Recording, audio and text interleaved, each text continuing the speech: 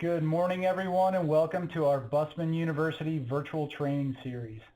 Bussmann University is a library of webcasts covering today's most pressing fusible protection topics. Each one-hour webcast has a scheduled live date, always held on a Thursday from 10:30 to 11:30 Central Time.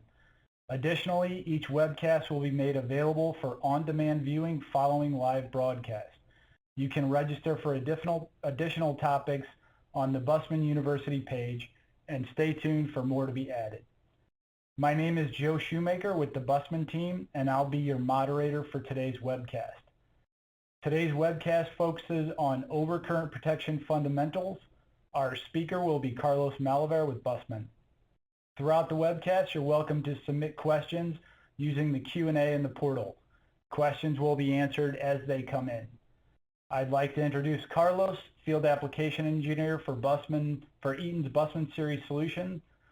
Carlos provides technical guidance to consulting engineers, OEMs, electrical contractors, and industrial and electrical inspectors. I'll now turn it over to Carlos. Thank you, Joe. So good morning, everybody. So we're going to be going through physiology, overcurrent protection fundamentals, and or again, for today, we're going to be going through the important criteria when selecting OCPDs or overcurrent protection devices, some type of and construction type, key performance characteristics, and some benefits of using current limiting fuses. So as Joe mentioned, feel free to put your question on the chat through the presentation.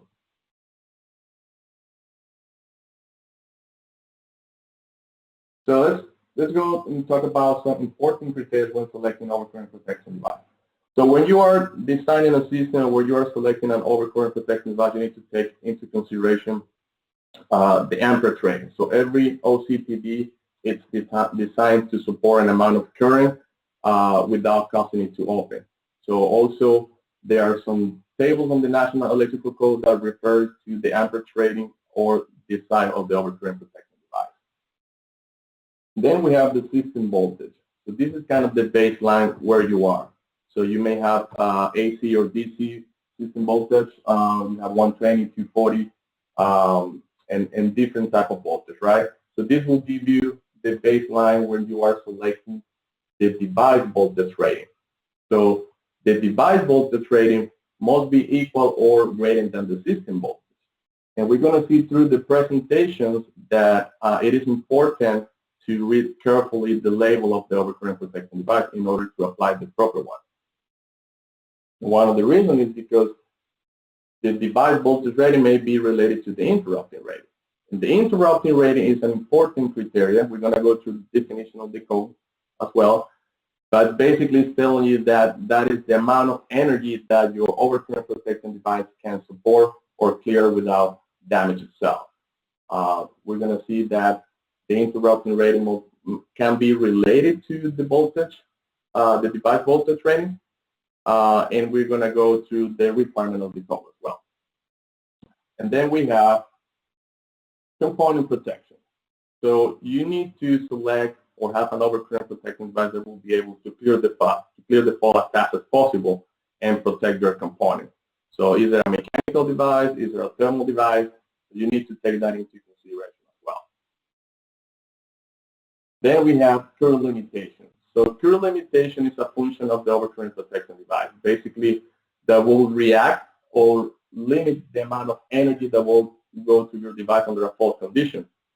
So there are devices or overcurrent protection devices that are ready as a current limiting devices, and we're going to see the difference and what will be the effect of using current limiting devices on your system.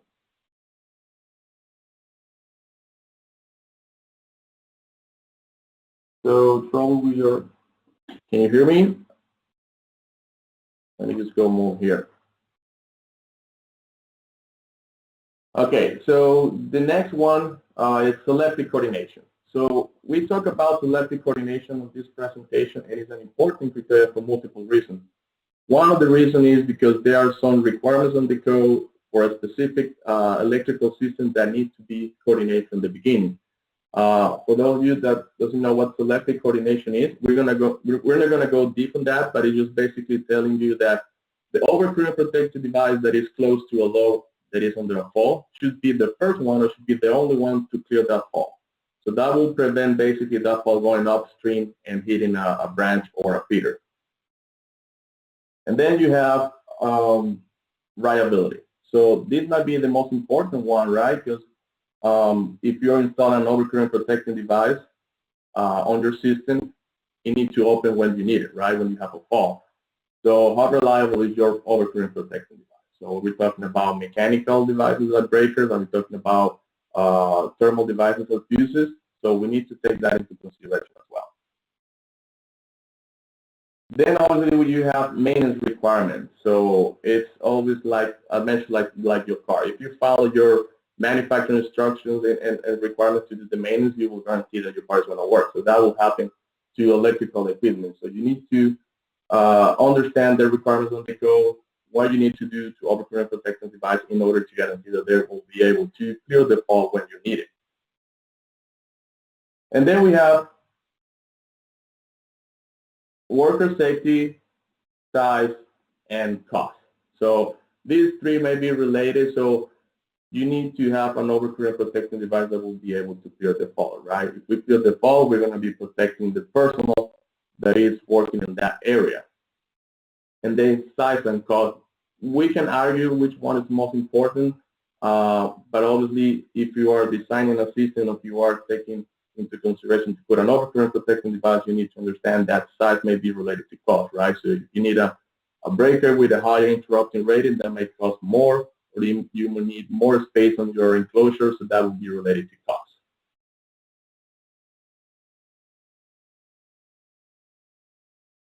So what's the idea of the overcurrent protection device? So to help prevent electrical fire and explosions, if we can prevent the electrical fire and explosion, we're going to be protecting people for those fire and explosion, right? So we're going to be protecting the electrical and electronic equipment, and most important, we're going to be protecting the customer investment. So this is the idea of the purpose of the fuses or overcurrent protection. So now, there are three laws that were designed or were created back in the system, in the 60s, by Paul Friemel. So the first one is capacity or interrupting rating. And it's telling you that the overcurrent protection device should be applied with an interrupting rating equal or greater than the maximum available fault current. As you may know, when you are designing a system, you need to calculate the available fault current on different points in your system. And based on that, you will be able to select your overcurrent protection device with an interrupting rating equal or greater than that. So the next one is component protection. As we mentioned on the criteria, so you want to have an overcurrent protection device that can be selected or installed to clear that fault without extensive damage. And that will prevent, obviously, protect your electrical equipment and components. And the third one is coordination or selective coordination. So as I mentioned before, if you have a system that is properly engineered design with coordination, it will prevent or it will allow only that overcurrent protection device that is clear to the load to clear that fault. So that will basically prevent unnecessary losses on your system. So this is kind of the baseline here for this presentation. If we can understand these three laws, interrupting rating, component protection, or selective coordination, we can have a safe, reliable, and code-compliant system. So now we're going to go through some definitions on the code. So the first one that we're going to go through is overcurrent. So in the National Electrical Code, Article 100 will say that the overcurrent is any current in excess of the rated current of an equipment or the ampacity of a conductor. It may result in an overload, in a short, or a ground fault. So if we have an overcurrent, we may experience fire and explosions. We can damage the conductors, we can have damage of the equipment, or we can have those arc flags. You can see those on the pictures right here. So the next one we're going to be seeing is an overload. So an overload basically is that amount of energy that is going to go in your system that if persists for a long period of time, it will cause damage or overheating the conductor. So if we have an overload, obviously we're going to have fire, we're going to damage the conductor because that current is going to flow on the same circuit for a long period of time that will, build heat on the conductor, will damage the equipment, it will cause the component to fail. So you can see here on this representation, so you have your sources, you have that conductor, the resistance on the conductor, you have your load, and when we have an overload, the key point here is that current is going to flow within the normal path. But what happens when the conductor starts building up heat? So that basically will decrease the resistance of the conductor, so that will allow the current to increase. So that would happen under a fault condition, under an overload condition.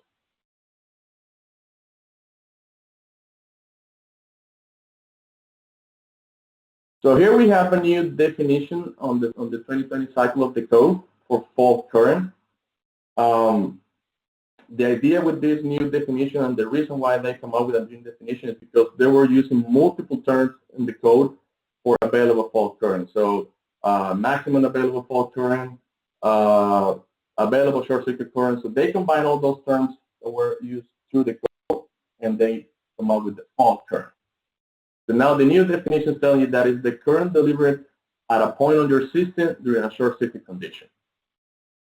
And the available fault current, now they're saying is the largest amount of current capable of being delivered at a point on your system during a short circuit condition. So they took out the maximum word and now it's the largest amount. So when you're designing a system, you need to calculate that value on different points on your system, and that would be the worst case scenario, and it will be the largest amount of fault. So overcurrents typically are 100 to 1,000 times greater than the normal operating current that you have in your system. It can be up to 30,000 or sometimes 200,000. And if we have a fault current, we can have severe issues or really hazardous situation on your plant or your system, right? So you have the fire explosion, you have the ionized gases, and all those conditions that we can have because of a fault. So now, a short circuit current or a fault current. So there are three terms that we need to understand. So you have the available fault current, as we saw in the definitions, the largest amount of current capable of being delivered on a particular point. So you can see the graphic right here. You can have an available fault current by the source, an available fault current by the equipment, and downstream by the load. So those are three different values, right? And when we refer to short circuit current rating, we're talking about the equipment. We're talking about the assembly. And when we refer to interrupting rating, we're going to be talking about the overcurrent protection device. We're going to go to those definitions. When you are doing the calculation for the available fault current, so Bussmann created an app that you can download from the website, from the App Store for Apple or Android. It's called the XC Square. So it's a really good tool to use. It's really easy. You can create a PDF. You can send that via email, and also it will allow you to create the sticker with the available fault current information that you can put now on your equipment that is based on a requirement on the code that we're going to go through. And also you can use it to compare if you're doing a high calculation of available fault current, so you can use the app to compare your result as well. So here you have short circuit current. You have a screwdriver that basically is the tool that is the most common that causes shorts on the field. And the key point here that basically is that the current is going to flow outside the normal path. So it's going to bypass your load. It's going to take the path with less resistance. So that will basically allow that current to go really, really high. So that's what happens when you have a short. Now, so you have an idea based on the industry that you're working on. What you may experience as a fault. So you can have up to 500 amps in a home receptacle, 10,000 amps on a home service. Light industrial, you can go up to 70,000. Heavy industrial, you can go up to 100,000. And in some cases, you can experience up to 200,000 amps. So that's the amount of energy that you can experience on a fault on a particular system based on the industry that you're working on. So how that fault looks like when you have a symmetrical short-circuit current. So we're going to go back to this, but just so you have an idea, this is what it looks like. So you have your current flowing normally in your system, and you have a fault. So that is basically represented for this first pick, and red means or picture as a fault. So when you have an asymmetrical short-circuit current, it's going to look like this, and this first peak right here could be the largest amount of fault that you can experience on a particular point in your system. And using overcurrent protection device, we're going to explain how we can try to reduce that amount of energy.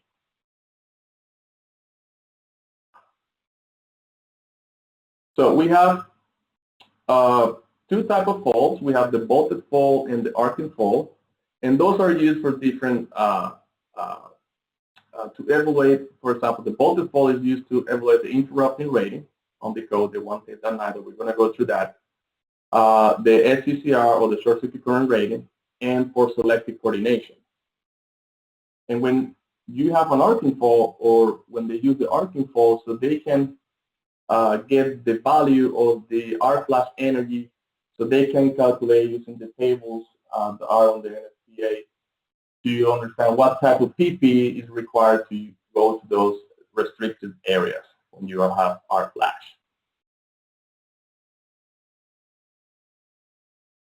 So key overcurrent protection device rating. So as we mentioned on the criteria on the first slide, we have the amperage rating. So the fuse amperage rating, you need to take into consideration obviously the load type and code requirements, and also the application that you're going to be putting that overcurrent protection device.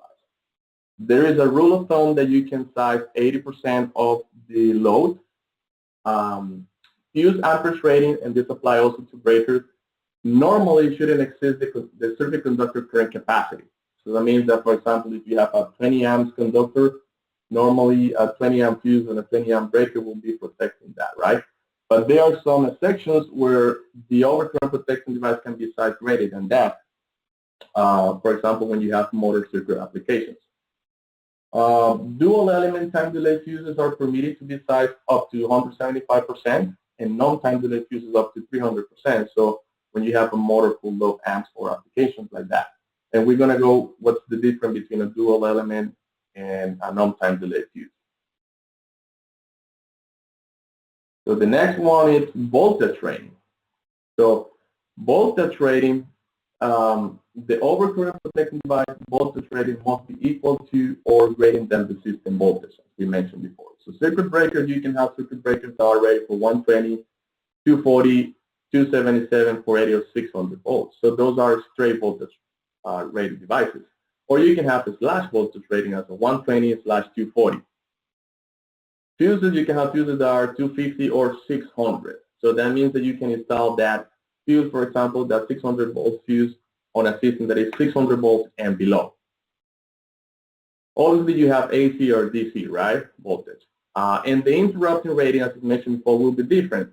So, and this is a key point here when you are reading the label of your devices, because when we talk about breakers, the interrupting rating will be related to the voltage. So you can have a circuit breaker that is designed to be installed in a 120, 240, and 480 volts system, and for those voltages, it's going to have a different interrupting rate. So you need to pay attention to that.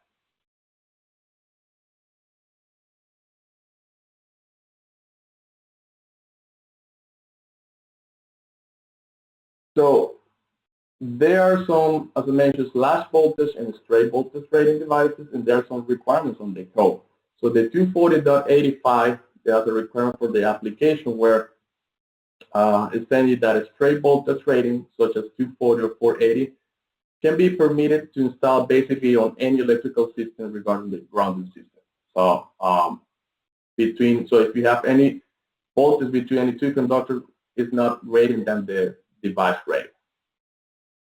When you have a slash voltage rating, such as a 120/240 or 480/277, there are some limitations on the system that they can be applied. So the requirement of the application is telling you that you can only apply this type of devices on a solely grounded circuit. And when you have a line to ground voltage that is not higher than the lower body of the device, or a line to line voltage that is not rated or higher than the higher voltage of the rating. So you need to pay attention to that if you're using slash voltage rating devices. As you can see here on the picture, that yellow fuse, part of the low commodity fuse, is rated for 600 volts AC. So straight voltage rating can be installed on any electrical system. So all fuses are straight voltage rating. And the interrupting rating for this device is 300,000 amps.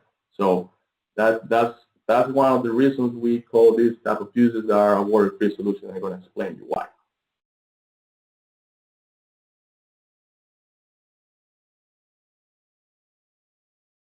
So the next one here is the interrupting rating. So there is a definition and there is a requirement.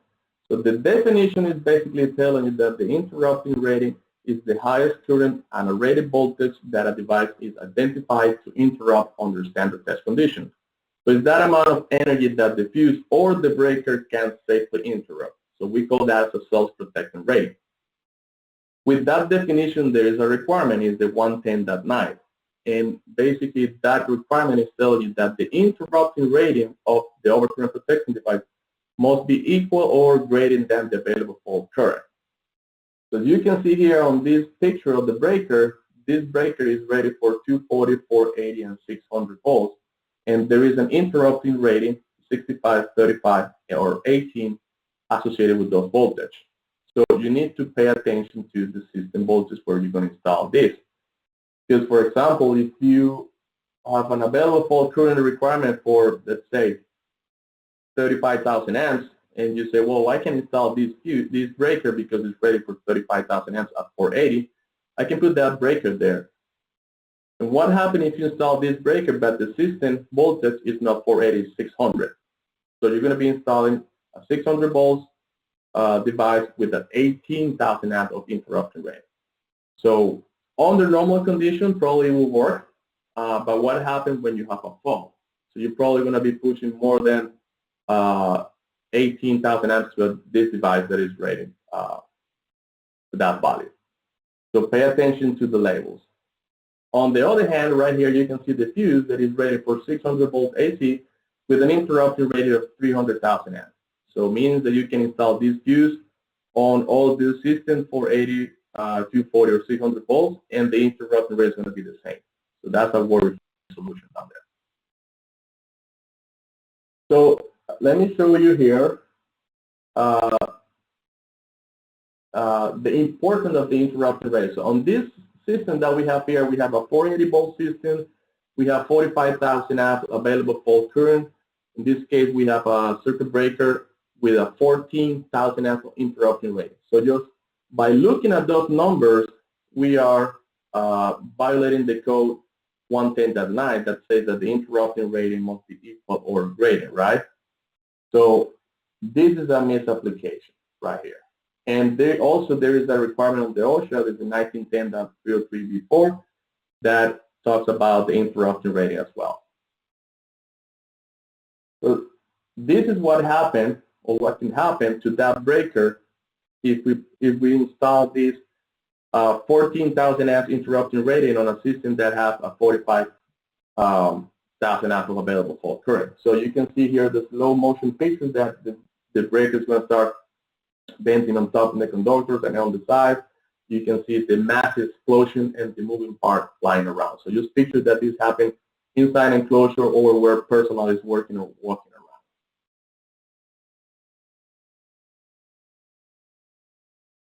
So now we have the same system, but we replace that breaker with a fuse that is 10,000 amps interrupting rating. So what happened here? Again, just by looking at those numbers, we are violating the 110.9, right? Because the interrupting rating is less than the available fault current. So what happened with this fuse under a fault condition? So here you have some slow motion pictures. So you can see that the fuse is going to blow, right? So you got another explosion here. Kind of different between the breaker and the fuse. You won't see any moving parts flying around because there's no moving parts inside the fuse.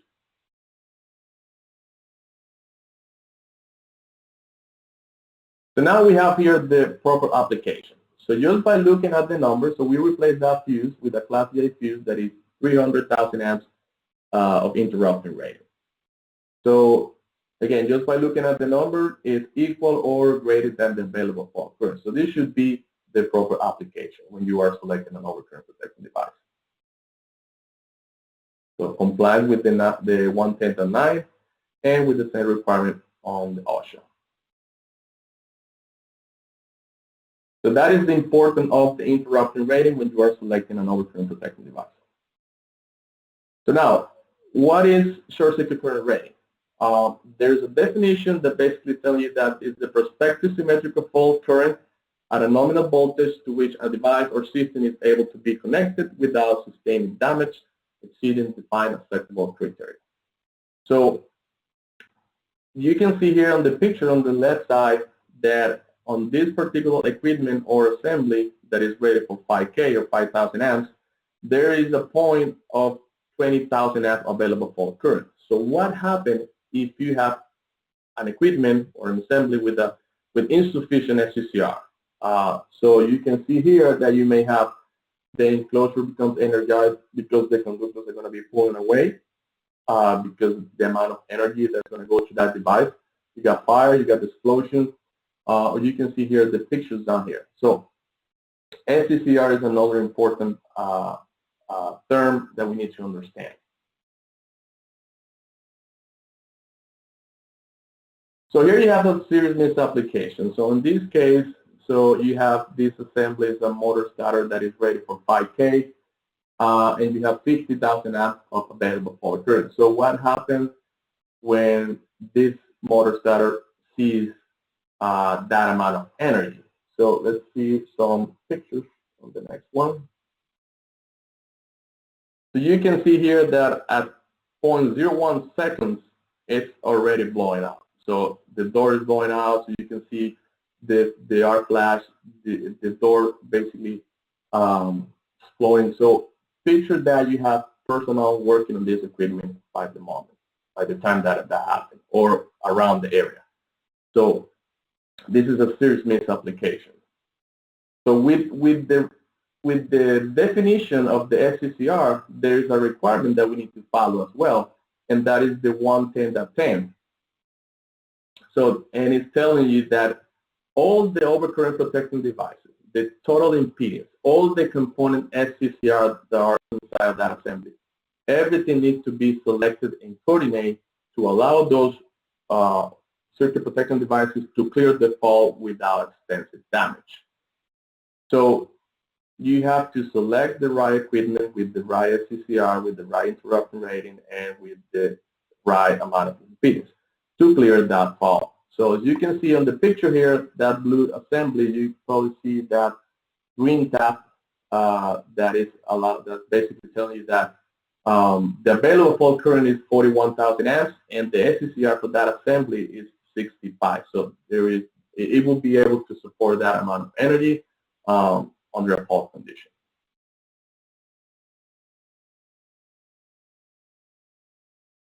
So now, on the 2017 cycle of the code, they made some changes that are still on the 2020, but they are related to the FCCR, right?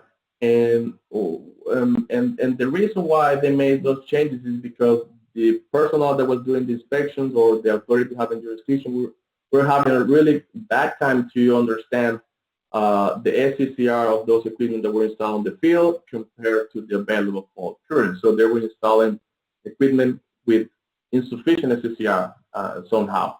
So they made some changes on the code, and we can see here. So the ones that are highlighted in red are the ones that changed in the 2017 that they require to have the SCCR mark on the equipment. So HVAC system, elevator control panels, emergency system, legally standby system, UPS system, critical operation power system. Those you need to have the FCCR mark on the equipment. But now they say, well, what can we do with the FCCR if we don't have the available fault current? So now they made another change on the 2017 and say, well, we need to have some type of document that support when and how you calculate the available fault current. So we can compare that to the FCCR. So the ones that you see highlighted in red are the 2017 change, and the one that is highlighted in blue is the 2020. So for example, for service entries, you need to have some type of document for the person that is going to do the installation or the maintenance or operate or inspect that equipment to support that available fault current and able to compare that to the FCCR. And one of the reasons is because, well, you can calculate the available fault current today, and down the road when you install that equipment, you make some change on the electrical system, you put that equipment in a different part of the plant, or you add conductors, or you have some type of another equipment that will probably change the value for that available fault current. So you need to compare that. You have to have that document to support that. So here you have on the 2020, the code section, the 408.6, that for every switchboard, switchgear, and panel board, you will need to have the available fault current marked on those equipment. So this is going to be an important change for the 2020. So some type of overcurrent protection devices. So you have, obviously, you have mechanical devices. Those are the devices that have some type of mechanism or inside that need to sync and coordinate in order to trigger the fall and overload on a short. So you have thermomagnetic circuit breaker, you have self-protecting starters that can protect from overload and short, or you have the relays, for example, that can protect only for overload. On the other side, you have solid state, or what we call thermal devices. Those are fuses. They can protect from overload and short. Those are the UL low voltage fuses, or the high speed fuses are also called semiconductor fuses. They can protect from short circuit only.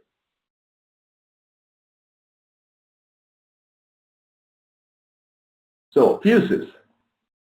Fuses are simple because they rely on a simple operation based on a thermal principle. So there is an element inside the fuse that will react with the current, with the thermal condition that will be basically open if it reaches to a certain temperature. There's no moving parts inside the fuse. There's no replacement part. There's no calibration of the fuse. So we have three different characteristics of fuses. So we have the non-time delay fuses, also called as fast-acting fuses. Those are single element devices that are designed or best designed for application where you don't have a heavy inrush current or motor or transformer on your application, for example, resistant loads. Then you have the time delay fuses.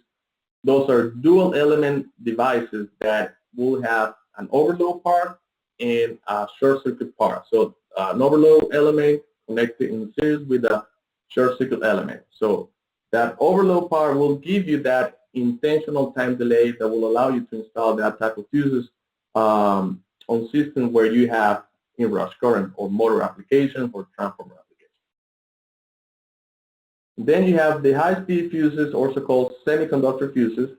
Those are used to protect electronic solid-state devices that require really high response under fault conditions because of the electronics inside.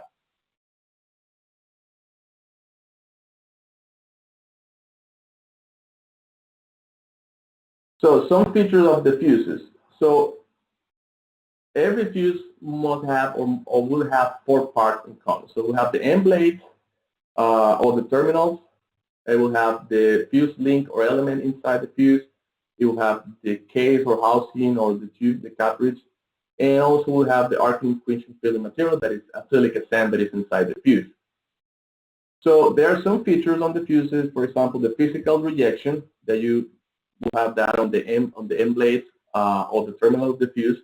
Sometimes it will be the size of the fuse itself that will allow you to install that on a different holder or application. You have the non-venting design, so all the arc will be contained inside the fuse. That will lead you for a safer electrical system. You have the thermal design that basically will improve the reliability of your system because the fuse won't rely on any moving part inside. So basically, it's going to be an element that will melt out based on temperature. And there is no calibration replacement for the fuses. The fuses are basically plug and play. There's nothing you can replace on the fuse. If the fuse is blown, you just need to replace that fuse. And we say that we eliminate the invitation to reset the overcurrent protection device after a fault. So there is a legal requirement on OSHA, the 1910.334B2, that I'm going to go through that later on the presentation, that basically tell you that you can reset a breaker or replace a fuse on the field if you're not able to guarantee that the system is safe, that you feel the fault, and the whole system is clear to be re-energized. So we need to pay attention to that.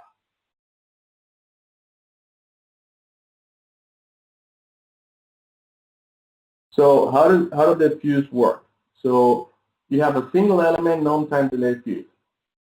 So there is an element, a single element inside the fuse with an engineered design. So you can see those weak points on the element that basically under an overload or under a fault condition will basically start melting out or separating. When it starts separating, it's going to create an arc. And when that happens, the silica sand that is inside the fuse will basically pump down that arc and extinguish it and clear the fault. So that's simple. So now, when we have a dual element time delay fuse, as we mentioned before, there is two elements inside. You have a short circuit protection and an overload protection. So what happens when this fuse is seeing an overload? When it's seeing an overload, as I mentioned on the definition, that current will persist for a long period of time. So it will separate that element that is keeping held that two together. So it's keeping in tension. So when that happens, it will separate the short circuit element from the overload element and will open the circuit. So but what happens when the same fuse is short? So all those weak points will start basically vaporizing or separating and creating those small arcs as you see in the picture. When that happens, the silicon sand will force that energy to go to zero and will basically clear the fault. So a dual element time delay fuse, as you see here in the picture, can clear the fault as fast as 4 milliseconds.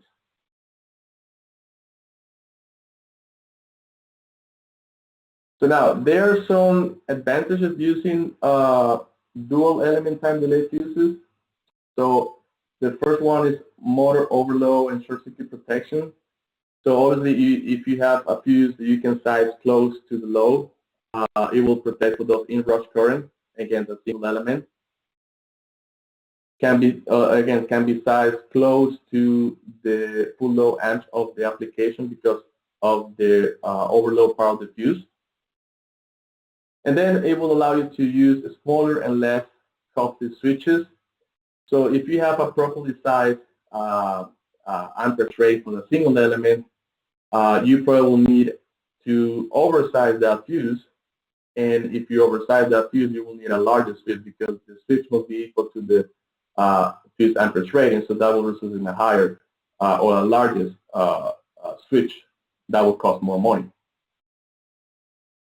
A better short circuit protection, again, so if you are able to, if you can size close your dual element time delay fuse, if you can size it close to your load, it will give you a better protection compared to a single element that probably you will need to oversize in order to protect for those inrush. So if you oversize, that will basically tell you that you need to allow more current to flow to that device to reach to that certain temperature that will open. Simplify selective coordination. All fuses, the low P family fuses, easily coordinate on a ratio of 2:1. So that means that, for example, if you have downstream, you have a fuse that is rated for 20 amps, you can go on a ratio of 2:1 upstream, so 40 80 or higher. So that will guarantee coordination, and you can follow a simple table that we provide to come up with that ratio. Then you have better motor protection in elevated ambient temperatures. So as you know, based on temperatures and high temperatures, you may need to derate the fuse or do some derating on the fuse. But dual element fuses, the curve of those fuses basically will react or parallel the derating curve in elevated temperatures. So they kind of behave the same. That will give you a better protection. And also you can have a type 2 no damage motor starter protection when you have your fuse properly sized. So a type 2 no damage means that you can have a small or a light contact welding on the contactor of the relay, and you can put that back in place compared to a type 1 that probably you will need to replace that whole contactor or overload relay.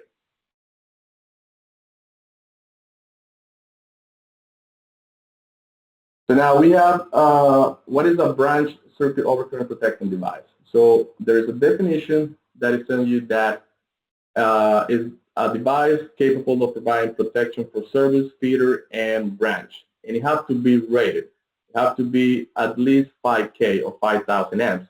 And you can use these type of fuses anywhere in your power distribution system.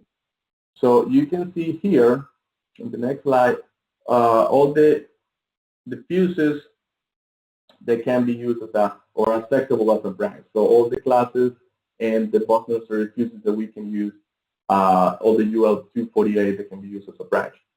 You have the UL489 circuit breakers and the UL1066.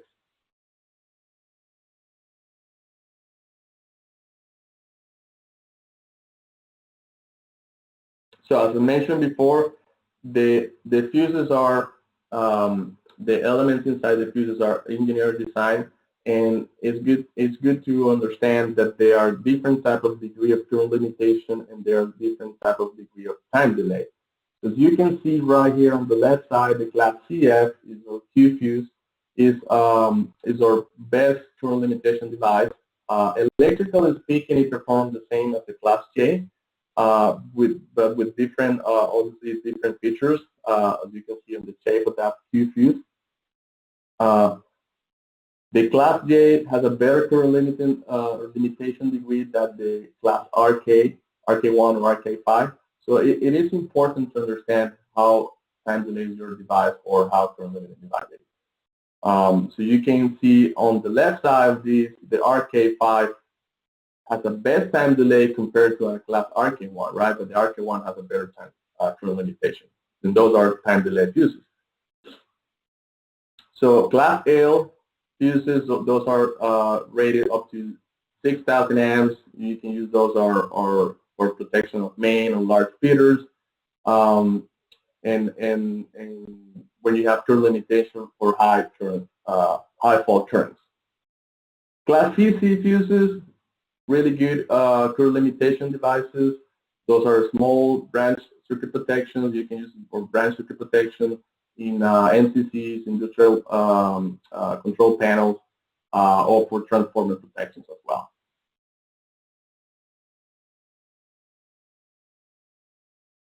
So now we have branch protection and also we have supplemental protection. And there's a definition for the supplemental. The supplemental devices are an addition protection for the branch.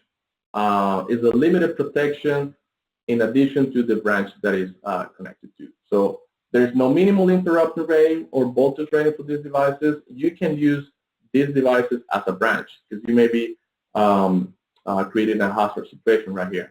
So you can find this type of protection in luminaries or appliances as well.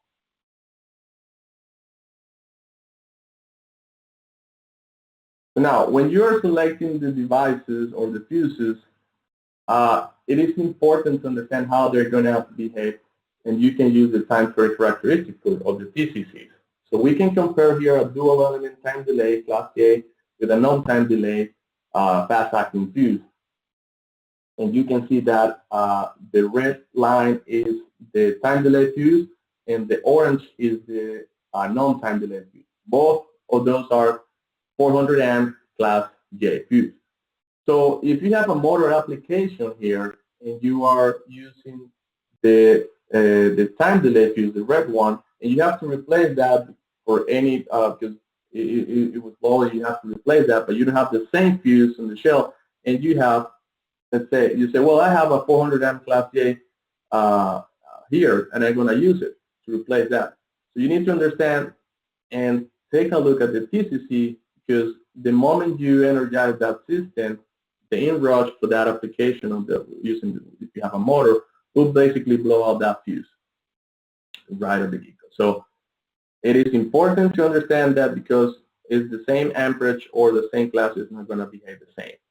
So on the other side, you have the RK5 or RK1. So those are time delay fuses, but you can see that there is a difference between the green line and the blue one. So you can see the green line is overlapping to the right side, so with a better time delay degree than the RK1.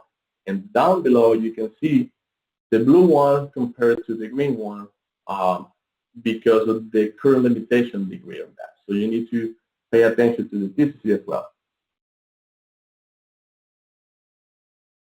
So now, let's talk about some performance characteristics for those fuses. So as I mentioned before, this is the asymmetrical short circuit current, and using overcurrent protection device, we need to reduce that amount of energy. How we can do that? So we need to reduce this first peak and clear that fault as fast as possible. So we can use a non-current limiting device, as you can see here, that can clear the fault in 2.5 cycles. For those of you that know, a cycle is 16.6 milliseconds, so we're talking about 34 milliseconds approximately to clear this fault. Or you can use a 1-cycle opening that can clear that fault in 16 milliseconds. So basically that red color is energy, a fault energy that's going to impact your equipment, your system. Or we can use a current limiting device that can clear that fault in a 1/2 cycle or even a 1/4 cycle. So we're talking about 8 milliseconds to 4 milliseconds. So as I explained to you before, the faster the device can clear the fault, the less energy is going to release to your system. So now, every UL240A fuse, they need to meet some requirements. So they need to meet the maximum left-through limit during a fault condition. That is the amount of energy that is going to go to your device after the fault is clear. The minimum voltage rating, the minimum interrupting rating. So you can see here that the class J, CFC, RCC, and L are rated to up to 200,000 amps, and they have to meet the physical rejection. So as mentioned before, you can see the rejection features on the blades of the fuse, and sometimes the size of the fuse itself is the rejection feature, because it won't allow you to install that fuse on a particular holder.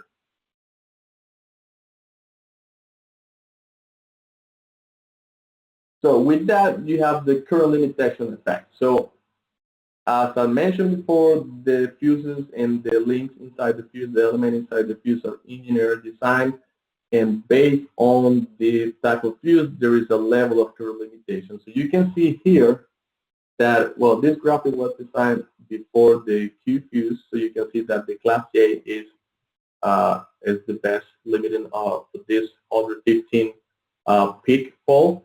And then you have the RK1, then the RK5, and then a non-current limiting device. On the SPD, that's the handbook that you can download from our website, there's Electrical Protection Handbook. On the page 320, you can see the left-through curve that are already calculated, or there are some tables that you can find there in order to select the fuse compared to the available fault current. It's going to give you what is going to be the amount of energy that's going to go through.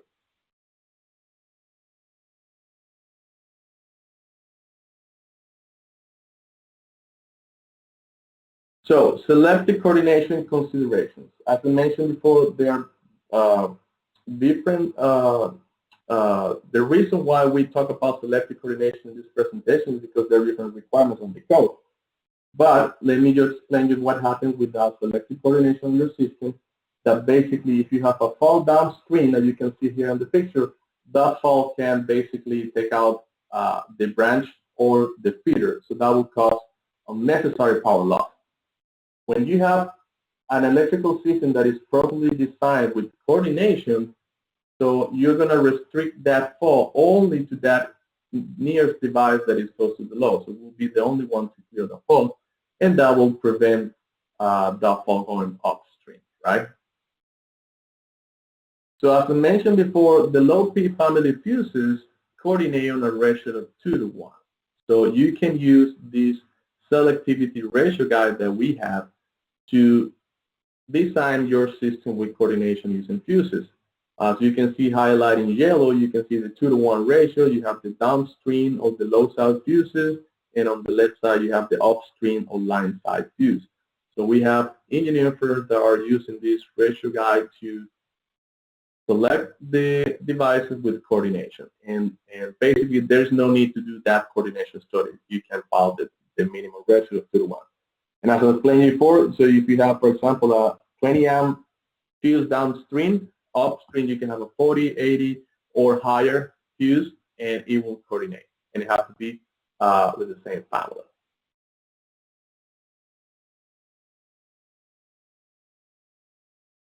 So now, as mentioned before, there are some requirements of the code that talk about coordination. And those are where the reliability of the system is essential for the safety of human life, or where loss of service will disrupt national security. So elevators, critical operation data systems, emergency systems, legally required standby systems, all those systems, they're required to be coordinated from the beginning. So always picture that the 911 call center. So what happens if we have a power outage on the 911 call center because of the lack of coordination? So I guess that would be a national disaster, right? So this type of systems, they need to coordinate, and you can use the selectivity ratio guide that I showed you before to select fuses to coordinate in an equal ratio of 2:1.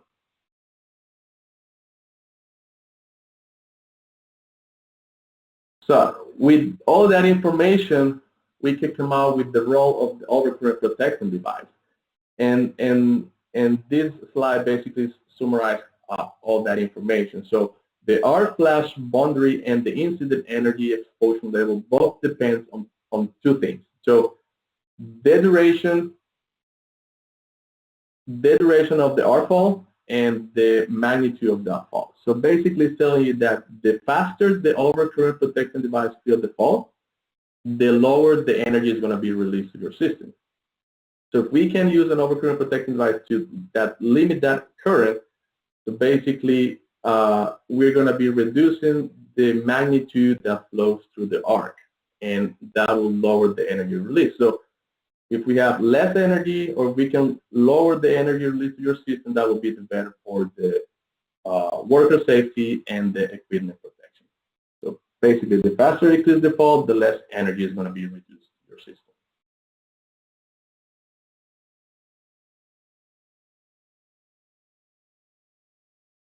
So now, there are some conditions of maintenance that we need to follow.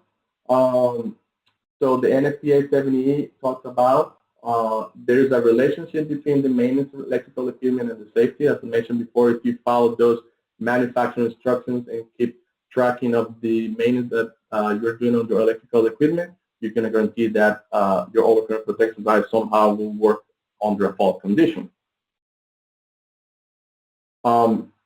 So you can see here that the owner or the owner designated, they need to be responsible for the maintenance for those electrical equipment. And that person, they need to keep track of the maintenance, tests, and inspections that are doing. They have to document that to support in order if you have an inspection on your electrical system. For fuses or breakers, as I mentioned before, there's no replacement for the fuses. There's no moving parts. So it's basically Make sure that there's no breaks or cracks on the fuse case. The holders, the fuse holders are properly installed. There's no any modification of the fuse holders. And again, you have to maintain in order to guarantee that they will withstand or interrupt the development of current.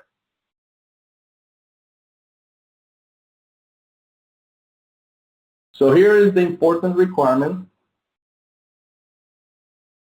that I mentioned before, that we can or you can reset a circuit breaker or replace a fuse in the field after a fall if you're not able to guarantee that you clear the fall and the whole system is safe to be re-energized. So this is a similar requirement on OSHA 1910.334B2 and on the NFPA 70 as well. So you can reset or replace the fuse. So here are the benefits of using current limited fuses. So provide flexible and water-free solution. So basically, our fuses are 200 or even 300,000 amps of available fault current. So that will give you that water-free solution that you can install that fuse anywhere in your system as long as the available fault current is less than 200 or 300,000 amps. Increase electrical safety. You have the finger safe protections. Interrupting rate is up to 300,000 amps. Reduce risk and improve reliability. So you got the fuse rejection features. The fuse they are inside the fuse, so there's no venting. There's no calibration. Saves time and money. Fuses eliminate the need to do those coordination study if you follow the 2-to-1 ratio. You can also use fuses to achieve high assembly SCCR. So we work with a lot of panel shops using fuses because of the 200 or 300,000 amp interruption rating. Following some procedures, we can increase the assembly SCCR. Reduce downtime and improve protection. So as I mentioned, you have the type 2 no damage if you properly set your dual element pendulum fuse, and facilitate code compliance. So you have the 110.9, higher interruption range going to be equal or greater than the available fault current. The 110.10, that complies with the protection for the FCCR, and selective coordination as well. So you can guarantee or you can accomplish selective coordination following a simple ratio. And so we just start wrapping up the presentation. So you have additional resources and tools. So you have the fault current calculator, the FC Squared, that you can download. It's a free app that you can download from the App Store. You have the Fuseology Handbook or the SPD Electrical Protection Handbook that you can find more information about the fuseology, electrical systems, maintenance, how to calculate available fault current, and different other electrical requirements. So specify low P fuses that will increase safety, improve protection, and provide code compliant and a water-free solution. So that's what we have for today. Thank you very much for your time today. Thank you, Carlos. That concludes today's webcast. On behalf of Bussmann, thank you so much for your time and enjoy the rest of your day.